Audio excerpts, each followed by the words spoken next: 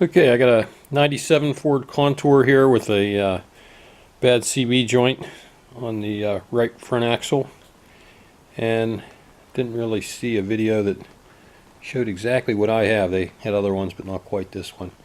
I got part way into this and figured I'd show you what I did because I was having some trouble getting the strut out of the knuckle, and I figured I'd show you. So the first thing you want to do when you do this job is to get this 33mm socket for that nut, and that's the spindle nut. It goes right in the end of the hub. So right there inside of that hub, this nut will be in there. While the car is on the ground, what you want to do is get a breaker bar, 33mm socket, and a really long bar. And I was using that big piece of pipe over there. It's probably about 4 or 5 feet long. Or you can use a good impact wrench, which I don't have, that probably need to have about 3 or 350 foot-pounds of torque, because I was probably lifting up about 100 pounds on the end of that big giant tube in order to break this loose. So one thing to know about these nuts is you don't want to reuse them. You'll get a new nut whenever you buy one of these axles. So take that nut off while the car is sitting on the ground and you still have your wheel on there so it holds it still. And then after you do that, you can take the brakes off. And the brakes, this will be in there like this. Okay. And the brakes are on these two holes. And then tie up your caliper up onto your spring so that you don't ruin your hose.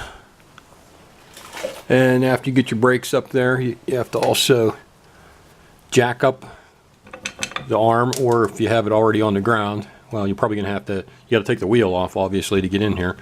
So you're gonna have to put some, lift this up with the jack and then get on here and take this link off, so that way the whole entire strut can come down some.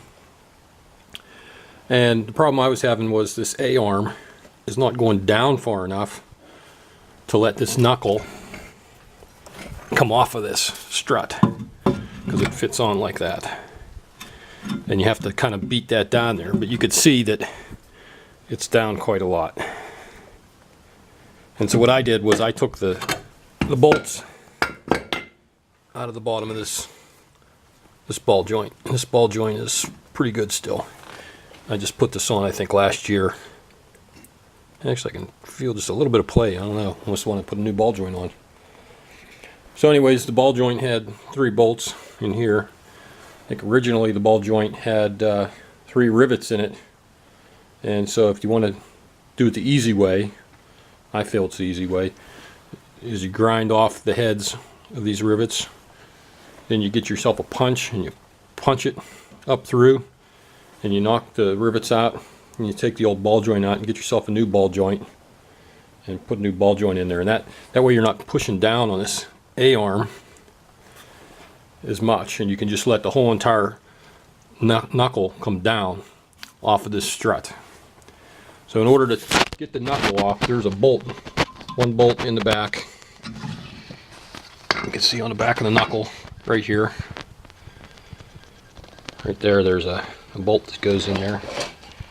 Not sure which one that is. That would be this one. And let's see what I got here. I'm not sure what size that is. Anyways, yeah, you got to take that bolt out, and then the knuckle will come down off of this strut. And there's a piece in the back of there, and that piece, see it. That piece is where the bolt goes through. It kind of keys it, and it keys that knuckle in place. So you have to make sure you get that key into that slot when you put it back on. So the other thing, once you get that down and off, the axle is just sitting back in a bearing. And it come out, for me, it came out really easy. Oops, sorry about that. You can see back in there that there's just a spline shaft sticking out. and it just pops right into that hole. And hopefully the bearing's still good, and I don't have to replace that bearing. But I just barely tapped on it. I managed to get a piece of tubing, copper tubing, and I just hit it right here, and it just popped that right out. And then I went and got myself a new shaft, and mine barely rotates. In fact, it won't even. I can't even move it one direction. So that's how bad my CV joint is. So the next thing I'm going to do is get the new axle and put it inside of here. Okay, so one thing to be noted is when you go to take this shaft out, a lot of times they stick. So before you get the knuckle off, the best thing to do is when it's still up onto the strut and when it's bolted onto the ball joint, when you get yourself a piece of brass after you get the nut off, stick it up on there, get yourself a really good sized sledgehammer and give it a smack and drive that shaft back a little bit, and that way you'll loosen it up so you can get it out of there. So every time I do any work, I always use this anti-seize compound. It has like aluminum powder inside it and some grease, and I always make sure I put some of that on, and that's the reason I was able to get this apart, because I'd replaced this wheel bearing before, and I probably should have done the axle at the same time, because the CV joint went bad and then it made my bearing go bad. So now I have to do my bearing again. Okay, so I'm under the car and I'm over near the oil pan, and I'm kind of looking over there. Here's the oil pan plug, and I'm looking towards from the driver's side towards the passenger side, and you can see that here's the bearing. This is the shaft that's coming out of the transmission right here. And if I shake that around, I can see I got a pretty good bearing. I don't have to replace that. And I was using this piece of tubing here, and I got the other piece in now. And I took it right there and I put it right on there, and I bumped it with a hammer, and that's how I got it, the old one, out. It didn't take much. Okay, so now I'm looking from where the tire would be back on the axle. I put the axle in. You could see that bearing in back, and it just fits into that bearing. There's just a little spline shaft sticking out with a tube that goes around there, and that just kind of centers it on the bearing. So I just slid this in and just bumped it a little bit, barely had to push it in, it slid right in. And I made sure I put the anti-seize compound on, so if I have to do it again, it'll come apart. Okay, so the next thing I got to do is put that bearing into that hole. I got to take that old bearing out. So you need to have a press to do this, and if you've never done one before, they're kind of dangerous, and I don't know if I'd recommend it. You might even end up breaking your knuckle before. I've actually broken one of these knuckles and broken the edge off. You got to be careful about how you hold them up. So it might not hurt to take it to a machine shop and have somebody do it that's done it before. But if you've done it, I'll show you what I'm doing. Okay, I just want to show you. Can you see that moving? That's how I knew the bearing was bad. And you can see I stuck this piece on for the press in order to hold it. And what I'm trying to do is not push on this, because those will bust off. So you really have to be careful. Don't push on the ears down over here for the brake. You got to try to get it on the main body of it, somewhere that can take the force, because it's a lot of force to push these apart. And you got to watch, because things will fly off and hit you. So you want to make sure that you're wearing safety glasses when you do this too. And you can see the hub. Here's the hub with the splines, and I got this piece of solid material. I'm going to stick it right on top of that. So I'm going to push on that, and I'm going to hold it up underneath it here, my press, and push that out. Okay, so there's my press set up, and what that's doing is that's giving me room so I can push that hub and that flange down out of the knuckle, and the bearing will remain inside of the knuckle. Okay, so I got the flange out of the knuckle, and you can see that the bearing's exposed, and that's because one of the races is stuck on the flange, and that's pretty normal. So what I got to do is I got to cut that piece of that bearing race right there with a grinder and make sure I don't hit into the flange itself, and get it to where it's really thin, and then sometimes you bump it with a hammer and it'll crack and then it'll fall right off. Okay, so I'm grinding away on this thing. You can see how I cut all that material away. Grinder, and then I was hitting it with this, kind of like that. That's usually what I do. And I was having a hard time, and I actually ended up sticking this down in here like this. This is a bushing splitter, and usually I don't have to do that. And so now you can see it kind of came loose. I'm able to move it. I don't know if you can see that or not. Anyways, now I can pull it off of there, and I did nick it a little teeny bit. I try not to nick it because that's not good for it. Okay, so I nicked it up slightly. Whatever you do, don't get into that radius. You cut that radius, that makes it really weak, and if you hit a big hole, you might just break off your hub. Try not to damage it at all if you can. So there you can see what I ground away.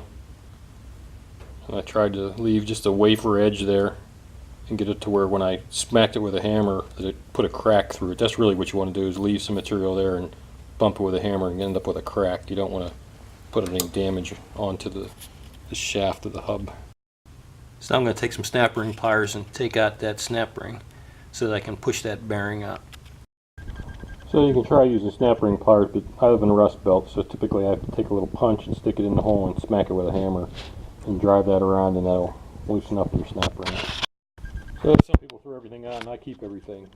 This is some good junk. This is one of the old bearings from this job, and I ground all the way around the outside of it with a grinder. That way I can use it to press the other bearing out. And that's something most machine shops will have, is a whole bunch of extra pieces to do that kind of job. Okay, so notice I put the tool on there, I put it on this edge.